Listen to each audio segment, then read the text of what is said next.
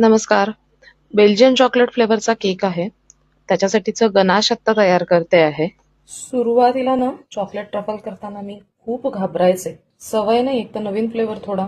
अगदीच म्हणजे जेव्हा 17-18 साली मी पहिल्यांदा केक करणं सुरू केलं तेव्हा रेग्युलर क्रीमपेक्षा वेगळा काहीतरी केक करणं आणि मग त्याला सेट करायला लागतंय आणि मग बऱ्याच गोष्टी म्हणजे अशा न मोजता येणाऱ्या गोष्टी आहेत की तुम्हाला कशाचंही अशा वेळेला प्रेशर येऊ शकतं. असं होतं.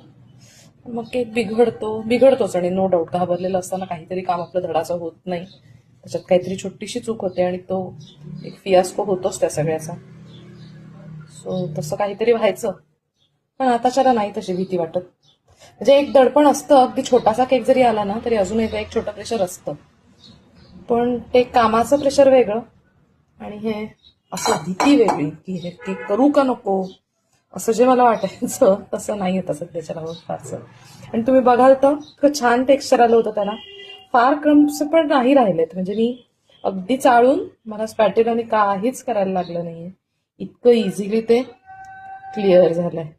टेक्स्चर बघाल तर अगदी छान दिसतंय, छान चमकतंय, सुंदर शाईन आलेली आहे त्याला. सो आता मी हे फ्रीजमध्ये ठेवून देईन सेट व्हायला.